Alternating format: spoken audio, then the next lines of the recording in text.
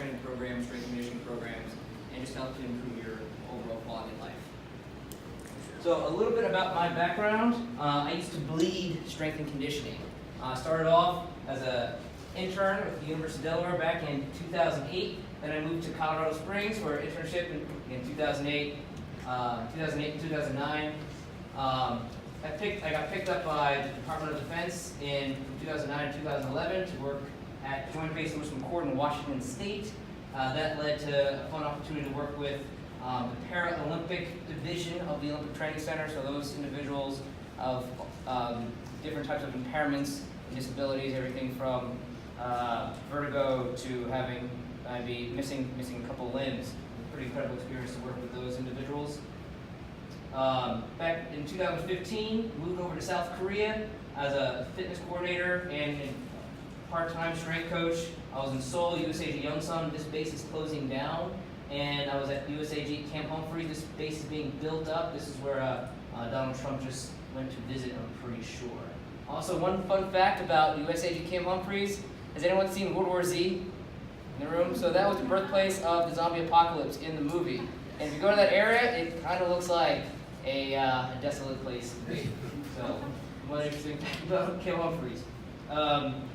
I left back in 2015, moved back to New Jersey, where I'm originally from. Exercise science GA from 2015 and 17, studied heart rate variability, and I studied obstacle course racing. There's no research on obstacle course racing, but it's back in 2009, it was like a $500 million sport. And now, for the last 6 months, I've been the manager of fitness and wellness at UMass Boston, and I'm excited to talk to you about some interesting corrective strategies. So, a couple of tenets of my coaching philosophy, just so you have an understanding of where I come from. Number one is competitiveness. We must challenge ourselves to excel. 2, confidence. We must believe in ourselves and expect to win, but also understand the lessons of losing. 3, fundamentals. Fundamentals. We must be fundamentally sound and execute our movements with precision. Every time you step into the gym, every time you put a bar on your back, every time you do your dynamic warm-up, you're training to be a better version of yourself. So every day you should try to train a little bit better, train a little bit smarter, and hopefully that transfers over to sport, and hopefully it transfers over to better discipline overall in your life. Think and research. Seek out resources, enhance your learning, and be willing to take calculated risks. I would not be able to stand in front of you today if I didn't have the opportunity to relocate and move around. That was a calculated risk. And it's difficult because you lose your social network. Every time you relocate somewhere, you lose your network and you got to start over again, but it makes you stronger. And one last quote to define my program philosophy by Dr. Mel Sliff, who is the author of Super Training. Any fool can create a program that is so demanding that it would virtually kill the toughest Marine or hardest athlete. But not any fool can create a tough program that produces progress without unnecessary pain. So many coaches out there, many personal trainers make a name for themselves by putting their athletes through these super intense workouts. And what do people want to hear when they get done with the workout? Oh, I got worked. Well, there's a time and a place for intense training, but it's important that you go through certain steps of corrective exercise programming before you just take off the brakes and really add in the super intense work. Okay, so defining the anatomical core. So it's not just your rectus abdominis, your internal, external obliques. It starts with your neck all the way down to your pubic symphysis, all that musculature. So before we go into some of the hands-on strategies, I want to talk about the movements of the spine, just some basic kinesiology, just so you have an understanding of where I'm coming from and why I designed some of these corrective exercise strategies. So the cervical spine, 4 main areas to move. One, you have flexion, which is about 80 to 90 degrees, and then you have extension, which is 70 degrees, rotation 90 degrees, and then lateral flexion, which is 20 to 45 degrees. So would you say that's more of a mobile joint or a stable joint? Apparently more mobile. That you need to be able to move 90 degrees here is quite a lot of range of motion compared to all the other segments of your body. So your cervical spine should stay mobile. The thoracic spine, in terms of flexion, you have 45 degrees. In terms of extension, you have 30 degrees. Rotation, about 50 degrees left and right, and lateral flexion, about 30 degrees as well. So would we say that's more of a mobile joint or a stable joint? If you think about how much you can flex forward, if you think about gymnasts, how they move, is that more of a mobile joint or a stable joint? Mobile. It's really more of a mobile joint. People tend to lose thoracic spine mobility as they age. We'll talk about that more briefly. And then the lumbar spine, interesting joint. 80 to 90% of us will have lower back pain, and some of it chronic in our life. In terms of flexion, you have 40 to 60 degrees.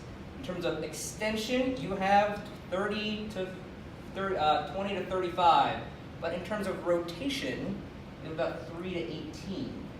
So what would we say that's more a stable joint or a mobile joint? Much more stable. Much more stable. Just as the previous presenter said, you should not train in lumbar flexion. That's when you see that butt wink. And when you go into a butt wink, you put more stress on the intervertebral discs. You should not train in that position, or you're definitely increasing your risk for injury. Okay. And then the sacral curvature here, that's not mobile at all. That's just very stable. It's not really part of this lecture either. Okay, a little bit more physiology jargon before we go into the hands-on stuff, the fun stuff. Vitruvian Man, this is one of my favorite depictions of the anatomical position. Leonardo da Vinci, thank him for that. And that's the body is moving in the frontal plane. So that anatomical position, if you see other interpretations of that, that's perfect posture. And it's a neutral spine. We throw that term around a lot in fitness and strength and conditioning. What exactly is it? This is my interpretation of what neutral spine is. Your spine, your movement pattern is free of chronic pain. There's a balance between strength between your extensors and flexors. A balance between strength and flexibility.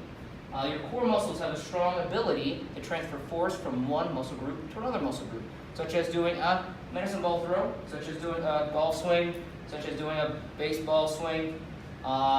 You're not just using your rotary muscles, you're using your hip, your hamstring to transfer force from one object, putting pressure into the ground, making a lot of ground reaction forces that should transfer over to the object or to the ground if you jump far.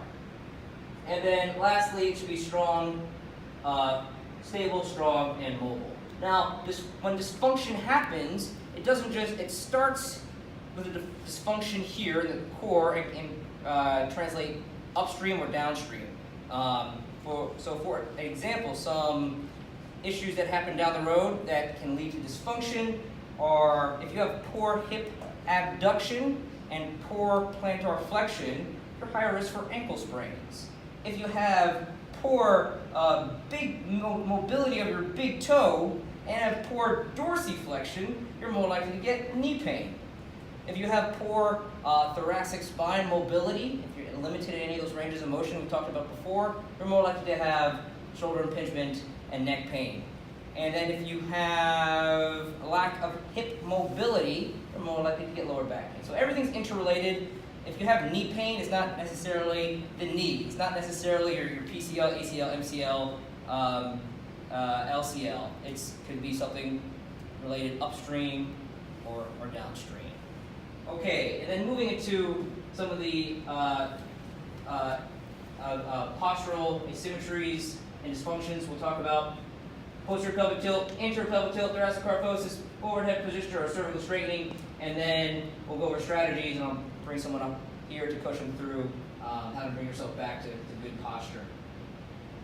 Okay, abnormal alignment cervical straightening. This is the straightening of that natural lordotic curve that we talked about earlier. You need to have that natural curve in your spine so you can rotate, and so you can see properly, and so you have enough range of motion. Now, we live in a very sedentary society. We're all sitting right now. We eat like this. We drive like this. Everything we do is anterior based. And what happens? Concept through SEDS, specific adaptations to impose demand. So when you sit for too long, your hip flexors get tight and your body adapts to that. So with cervical straightening, if you're constantly in this forward position because we're looking at our phone too much being sedentary, your sternocleidomastoid gets tight, your upper traps tend to get weak or very sensitive, and it can lead to other uncomfortable issues down the road, such as, and so some of these issues are, one, it's very unsightly to have this like forward head posture. You're more likely to have less range of motion on your cervical spine. There's pain, either in the neck or in the shoulder, and let me see if I'm forgetting anything else. Oh, and every millimeter forward your neck is, you're putting more stress on your lumbar spine. So this is neutral posture here. Your head is about 12 pounds, nice and stable on your spine, and half an inch forward, 32 pounds, and in 2 inches forward, 42 pounds. All that translates all the way down to your lumbar spine, can increase your risk for injury down the road. So what are some things that we can do to help reduce this situation? If someone is in pain, absolutely, you want to refer them out. That's beyond their skill set. But for a lot of our clients, if you put them up against a wall and you notice they have trouble putting their head against the wall, they probably have a little bit of that dysfunction going on. So, would someone be so kind as to volunteer and come on up, and I can put you through a couple corrective exercise strategies. We're going to use our peanut ball. We're going to use our Theracane. Any volunteers? All right, come on up, please. And before we start, there is one more tool I need to grab in the back. It is a long pipe, so I'm just going to grab that. Anyone use PVC pipes in their training? I couldn't find a PVC pipe yet, so I found actually the staff found a shower curtain. It was actually very, works out really well. Okay, so we're going to do some of these movements on the floor, so if you can't see, then you may have to stand up. We need to go against the wall, so we are going to use this wall as a guide. So the first technique that I'll educate my client with is through postural education, just having them understand where their head is supposed to be in space. And your name is? Erica. Erica, thank you for volunteering. So this first drill is really simple, it's seated neck retraction. So if you could please sit cross-legged on the ground and lower back flush against the wall. And two great cues here that you can use to educate your client. Everything's going to be pushed up against the wall, and I'm just going to say two things. One, pack your chin, and when you pack your chin, she just did it, so she got taller automatically. She just packed the chin, she got taller. She's already starting to stretch those muscle groups in that upper C spine.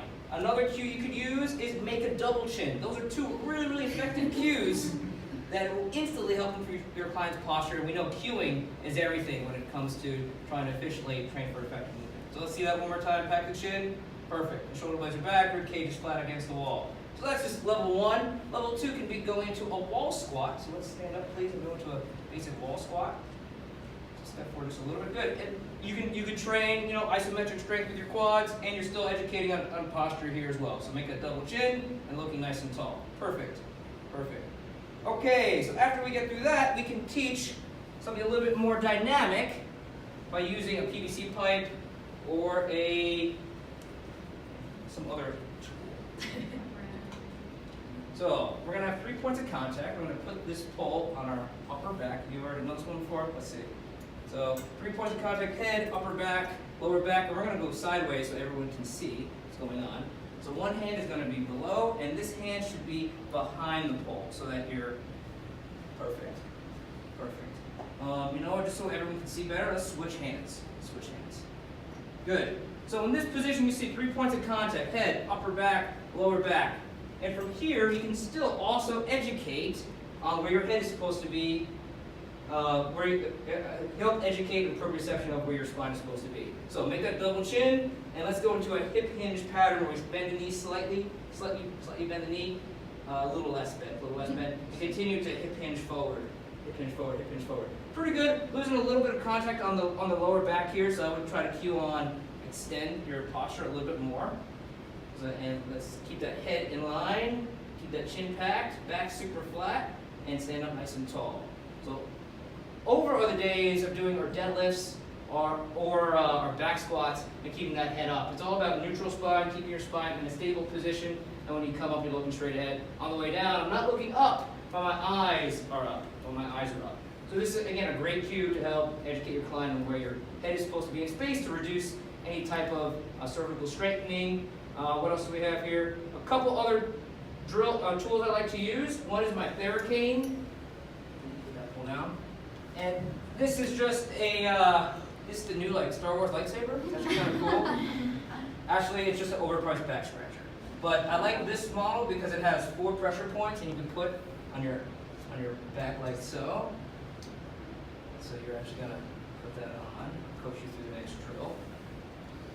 So once this is on and nice and stable, you could pin down the traps and the supraspinatus, and we could gently just tilt the head to one side, gently to your left, and just go into a lateral flexion, and you should feel a nice stretch there. And that's a great way to recover and stretch out those tight muscle groups at the end of your workout, even before your workout. Or when you're sitting at your desk. I know administrators, most of us here, stand or sit quite a lot, and our necks get tight. So this is a great tool to use throughout the course of the day. And you can definitely do the other side. Other tools you can use are a barbell. You can put a barbell this way and then tilt your head to one side. And if you're doing a group exercise class, at the end of that class, people can partner up and put partner resistance on one side, and you drop your neck to one side. So that's another great way to interesting creative stretch at the end of your group exercise class. That is all for cervical straightening. We're going to move on to abnormal thoracic spine. Thank you so much. Appreciate it. You might as well stay here because I need to have done. models. Let's do it. All right, moving on to abnormal thoracic spine. Okay, so in this posture, it's a exaggerated posterior convexity of the thoracic spine, aka what's your bench bro posture.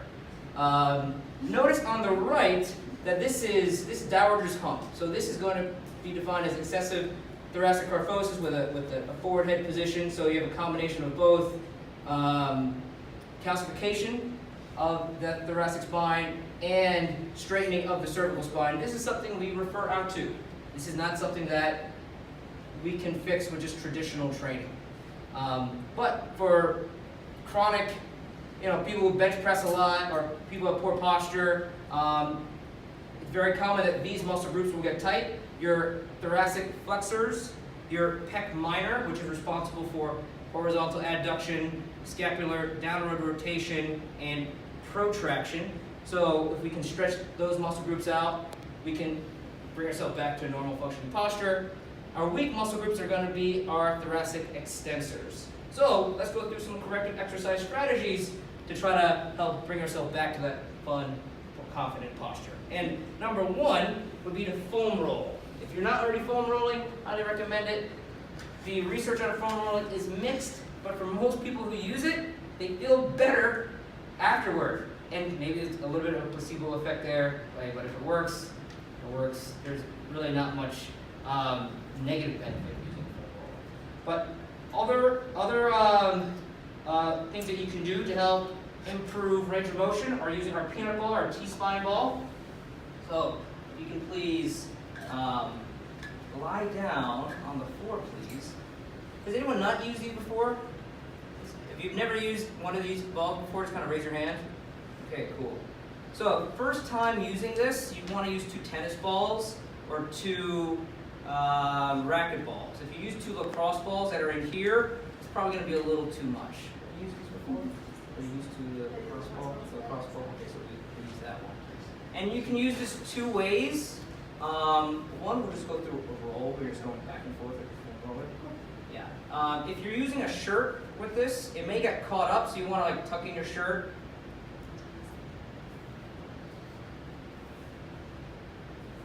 So one, we'll just put the 2 lacrosse balls on the mid part of the thoracic spine, not on the lower back. You don't want to just compress the lower back, but mid part of the thoracic spine. You're just going to place it underneath. Rotate it 90 degrees. There you go. Perfect. And you can use this as a roller. That's fine. It's a fine drill to use. And then you can use it for emphasizing extension. So crossing over the arms and just extending back gently and then coming forward. And you can do that on various segments of your thoracic spine, and then you can also stretch out your cervical spine too by putting it on your neck and just kind of doing some mobility there. and go into that chin tuck. And if you're really tight, you would feel that as well. So rolling around on it. Do you prefer the peanut or the foam roller to just go for thoracic? It kind of depends. If you've been using the foam roller for a while, it gets boring, Yeah. and you might not see much of a benefit from it. And if you've been using it for a while, it's definitely time to go with something a little bit more dense, such as the 2 lacrosse balls. Yeah. Okay, but some other mobility exercise that you could add for your dynamic warm-up are, I steal a lot of these movements from yoga. One of them is your lying thoracic rotation. So you're going to lie on your side, knees 90 degrees. One arm's going to be out, using it as a pillow. Good. Now let's bring your legs to 90 degrees, please. Good. And your right arm is on top of your knees. So you're going to move this arm actually on top of your knees. Switch over. Good. And bring your knees a little bit closer to your face. And with this opposite arm, I'm just going to guide you to the right spot. You're going to look at your thumb the entire time, and then reach into a Y pattern overhead. Just reach to the floor, reach to the floor, reach to the floor. About here. So this is our lying thoracic extension. Great dynamic warm-up drill. And let's do a couple of reps. And you can go to different patterns here. One is just a Y pattern. If you're doing this, if you're tight in your pec minor, you will feel stretch as you go down. You're continuing to extend the spine. You can also go into a winging pattern. So on the way down, you're going to go into then internal rotation. And just gently go there, and then extend back. Come up to normal functioning. Good. You can even do a circle. Again, this is just another dynamic warm-up drill that you can add to your warm-up. Perfect. We're going to progress over to our rock back T-spine. This is when we can use our oral and facial drivers to get more range of motion. So we're going to rock back right here. Arms straight and sitting back just like so. Try to extend the chest a little bit more. So arms a little closer to you. Good. Hold that position. So when you go into this rock back position, you lock down your lower back so you don't do any rotation there. We're going to put our right arm behind our head, and from this position, we can go into extension, and then back down. So a great drill to enhance thoracic extension where you don't have any type of lower back rotation. And as we said, the lower back only has 3 to 18 degrees, so we really don't want to put any extra pressure on that. That is our rock back T-spine. Next is our thread the needle drill. How many yoga people in here? Awesome. So we all know thread the needle, right? So we start off in this 6-point position, and we start with one arm up. So reach up. And here's an interesting cue that you can use. You can use your oral facial drivers, and you can use a little bit of sound to get more range of motion. So when you hear me snap, I want you to look, and I want you to use your tongue to reach to my hand. So look. Already more range of motion here. Using oral facial drivers and snapping. And now let's go down to thread the needle. We go all the way down, gently, and then let's come back up and find me. Hold that position. Try to relax your trap. Good. And then you can relax. I'll go over one more drill. I call this one my super ANT, super adductor and thoracic spine stretch. So we're going to start off in this flat back position. Our big toe is lined up with our knee. Palms on the ground, hips are forward. Good. So from here we're going to keep our back foot dorsiflexed. Good. And drive back, and you should feel a stretch in that adductor. And as we come forward, hand on the heart, shoulder blades back, reach up top here. Make sure we're not shrugging. Give yourself a little rotation, and then dive, bring it back down slow. Good. Now let's go one more rep up top here. Good. All the way up, and then look, and then back down nice and slow. So that is another interesting drill. That's our super ANT. So those were all for mobility. Now for strength, thank you so much. For strength, you want to emphasize more scapular retraction. So with any type of rowing exercise, one of my favorites to do, it's kind of hard to demonstrate here, but I call it a bat wing. So let's say if you have a dual pulley setup, so Life Fitness makes these giant dual pulleys that you can alternate when you're rowing. Does everyone know what I'm talking about there? So you can go into an isometric hold, 2 different pulleys. one arm is going to be stable and the other arm is going dynamic, so you can emphasize more scapular retraction. So I don't have a video of that one, but I hope you guys can visualize that. Just a different way of rowing. I haven't seen that very common in the gym. Okay, moving on to what oh, here we go. Ironman. So, when I was 22 years old, I was working for the Army, I was working with guys who were jumping out of airplanes, and then family members. I thought I had it all together. I was competing in weightlifting, but then actually, I was, at the end of my workouts, I would like do hot and cold showers and always icing my lower back because I didn't know what was going on. I had all these lower back issues too when I was 22 years old. And that's because I had pretty bad anterior pelvic tilt. I didn't know what was going on. It took a lot of self-education and talked to a lot of professionals to really understand where my body was. So, Robert Downey Jr., this is a classic example of anterior pelvic tilt. Notice he's got a flatter than normal thoracic spine, and he has these fat abs. So he's not a fat guy whatsoever, but you see this with MMA fighters too. These guys come out super lean, and they still come out with this little thing going on here. What's going on? It's because their hip flexors are tight, their obliques are glute, but this is a great example. You should definitely fly me down to Marvel Studios. I could train him a little bit and make $1 bazillion doing that. So, as I just said, your tight musculature is going to be your lumbar extensors and your hip flexors. You're going to have decreased range of motion coming from your hip. Your weak musculatures are going to be your hip extensors and your abdominals. Now, when a combination of all those patterns occur, you have a decreased ability to transfer force from one muscle group to another. So when you sprint, you're more likely to feel that in your lower back. When you sprint, you're in this anterior tilted position, so you're pounding the ground, weight's more likely to go through your knee and through your quad than through your glutes to extend you forward. So it's a pattern of dysfunction and can lead to a lot of lower back pain. So what are some strategies that we can do to correct that? Well, number one, and I'm going to have to use you again, excellent. Number one, I like to use like an 8 to 10 inch box. I don't have that box, but I have a yoga block. So this is going to be our next best bet. Number one is our dynamic box flow. So we're going to kneel on the ground and put one heel on that box. And it's a little unstable, so just be careful. Actually, you know what, let's find this out so it doesn't. So in this position, we're going to start with our arms up and make sure we dorsiflex that back foot. Good. And in this position, you're not just reaching up high, but you're dropping your rib cage down and you're squeezing your hip at the same time so everything's in alignment and get more stretch from your hip. We're going to cross over, so our right arm crosses over the knee, and then with this opposite side, and you're going to just right there and come like so. And now try to look and find me where I'm going. So promoting more thoracic extension up top here using your own facial drivers, and then back to neutral, and then let's get a little hamstring action going on. So forward fold down, and then extension here, and then back down, arms up, cross over, back up to neutral, and then flow down, and then back down again. Excellent. So that's a great dynamic warm-up drill. These are dynamic stretches. We're not holding this for a long time before we work out. This is just a quick, short stretch.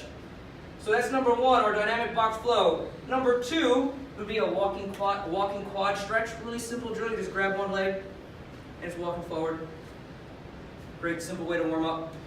Number three is our wall stretch. Have you done a wall stretch for your legs up against the wall here? You can try this one out. So this is a great way to recover at the end of your workout, especially if you hit your legs. Really intense on your hip flexor, so just gradually work into this.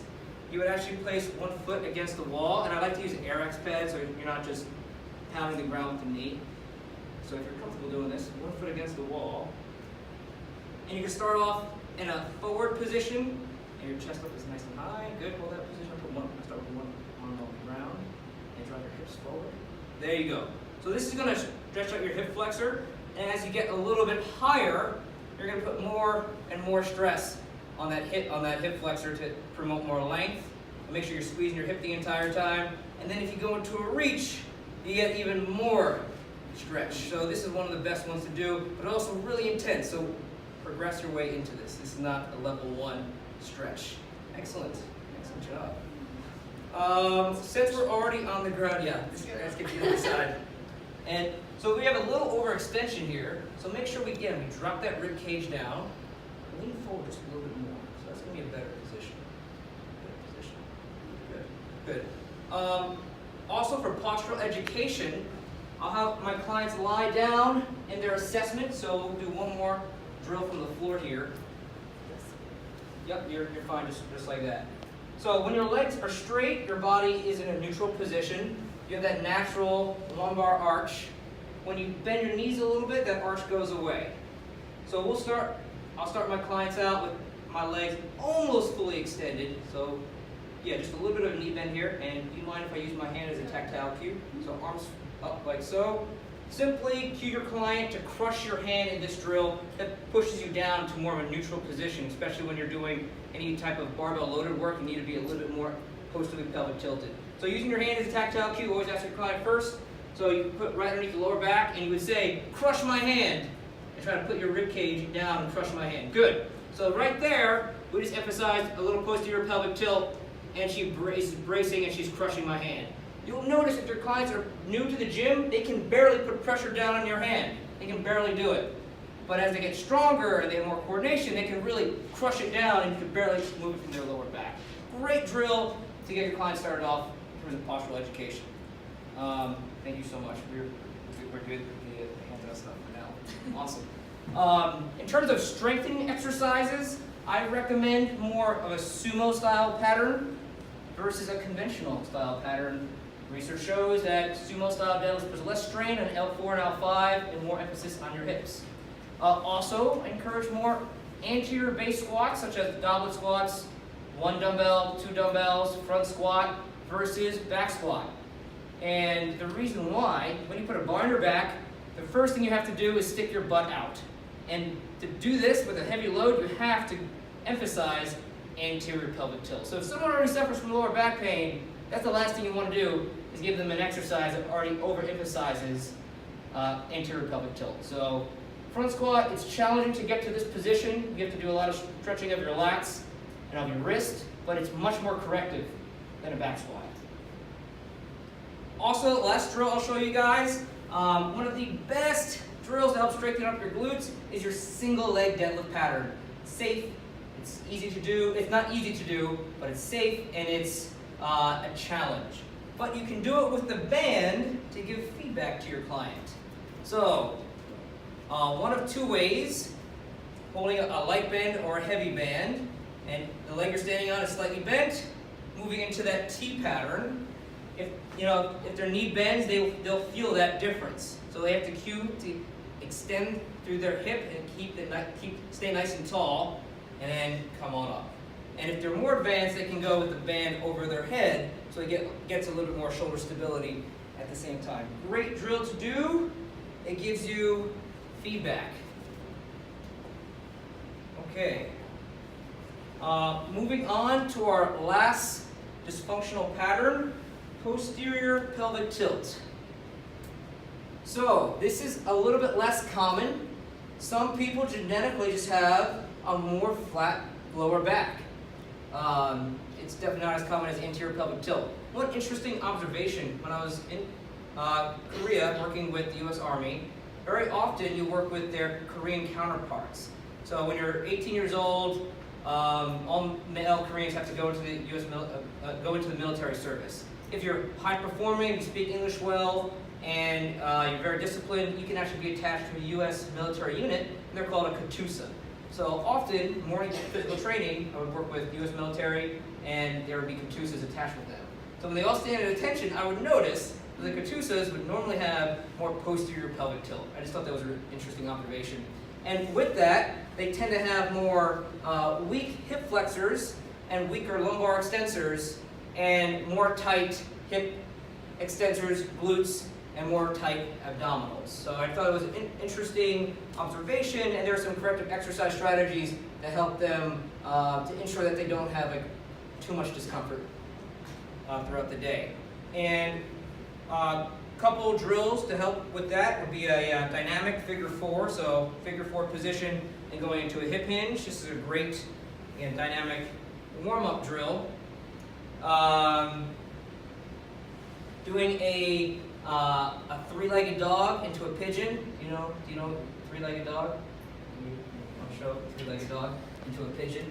So again, this is straight up out of yoga, but this is a great corrective drill. So we'll start off in high plank, and then we'll go downward dog, lift up our left leg. Hopefully I don't hit anything. And then, dive into pigeon. You can do a quick dynamic stretch here, and then right back into three-legged dog again.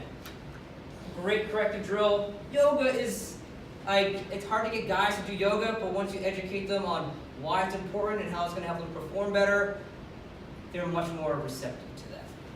Okay, and moving into the program design. So we went over all these corrective exercise strategies. How do we now put them into a program? Also, before we get there, this slide just tries to educate the audience on how dangerous it is to sit too much. So the American Journal of Preventive Medicine in 2015 studied older women 50 to 72 years old. They were active for 11 or more hours a day, and they had a 12% increase in premature death. So sitting and being sedentary is one of the leading causes of death. I mean, it can lead to diabetes, metabolic syndrome, cardiovascular disease, and we all know that here. That's why we're all passionate about health and fitness. Okay, so our program design. This is what a basic exercise program would look like for someone who has more anterior pelvic tilt and upper cross syndrome, so exaggerated thoracic posterior convexity. I always start off with foam rolling, and this individual had a really, really tight big toe. He could barely dorsiflex his big toe, so he would always do a big toe stretch in the beginning. 5-minute cardiovascular warm-up, T-spine drills, hip activation drills, squat hold, trying to emphasize depth and some hip mobility. And notice here, these last two exercises, we're doing a lot of lateral lunges or reverse lunges that emphasize some type of arm movement to get more bang for your buck. I don't want to just do a lunge. Why can't I do a lunge with a rotation to get a little bit more dynamic hip flexor stretch? So combining movements with the reach can be really effective, and you can just get more work in, more training density. When it comes to the actual program itself, I'll always start with some type of plyo, and this individual is he was a rabbi, so he wasn't an athlete. So ideally, I would have powerful exercises first, mixed with all compound, complex exercises.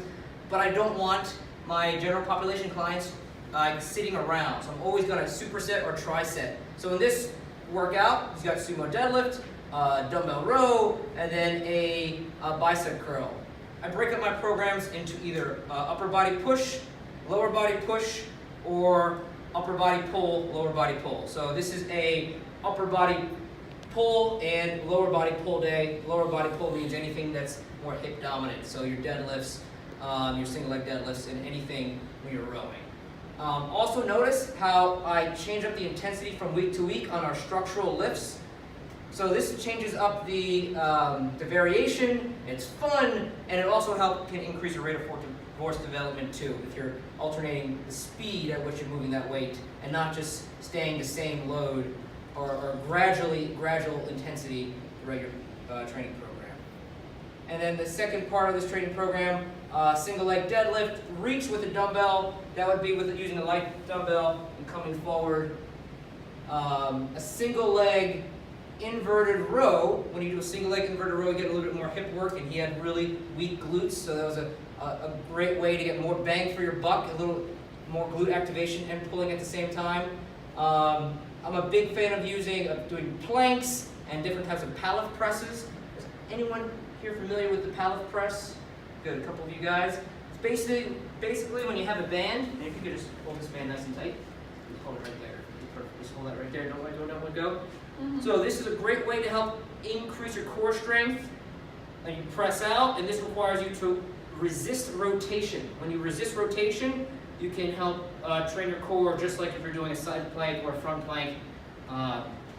Side plank is going to be you're resisting lateral flexion. A regular plank you're going to be resisting extension. So if you can resist rotation, you're going to build more global core strength as well. And I end my programs with some type of metabolic conditioning, some interval work. So in this case, I used a rower. And because he had tight hips, we did hip flexor stretching and some downward dog. Okay, I want to say thank you guys for taking time out of your schedule today and coming through here and learn from me. And also, I'd like to say I got this information from these individuals, Dr. William Sullivan at Montclair State University, Dr. Charlie Weingroff, Dr. Yonda, Dr. Kelly Starrett, and Michael Boyle. Feel free to check us out on UMB-Rec on Instagram and Twitter, and our Facebook is at UMB-Rec on Facebook. Thank you very much for your time. Appreciate it. Thank you so much. Is there any questions? What's your take on doing like a calf-cow or cat-camel, some people say, for mobility for your spine? Yeah, I don't think there's anything wrong with it. It's a great mobility drill. I wouldn't want to stay in, that's camel, right? If you're overextending it, that's camel. I wouldn't want to stay there for too long. It's also great for proprioception of your client too. Most people should be able to figure that out, the cat-camel pose, and that can be used as a proprioception tool for doing more advanced training. Do you use exercise balls to work on balance and stability? Absolutely. For planks, stability balls are incredible for that. And doing hip extensions, hip extension rollouts are phenomenal on your glutes and hamstrings. But so many people do them wrong because they just have such tight hip flexors. They don't maintain very good alignment when they're doing a hamstring ball curl. But great drill to do. It's just a lot of people I work with now just can't do it. So do you mostly see the kyphosis and anterior pelvic tilt together? Like if they have one, they have the other? It depends on the person. Okay. Sometimes I have it together, but if you have more thoracic kyphosis, you're going to have then more posterior pelvic tilt. But it really depends on the person and the type of job they have too. So where anterior pelvic tilt and the opposite could be considered like brought on by lifestyle, what about dealing with people who have scoliosis? What would you do? So scoliosis, when you have a lateral deviation of the spine. Yeah. For my background working with people who do have scoliosis, like my twin brother, it's programs I've used with him, much more core-based, where he's trying to resist any type of like lateral flexion, extension. But you could put a bar in his back. I can do deadlifts with him. I haven't seen that many issues with scoliosis. If there's any pain, then obviously you don't want to do that exercise. But it hasn't been that much of a deterrent for the people I've worked with in the past, just really emphasizing core control before you start loading on like excessive external weight. Hope that helps. Any other questions?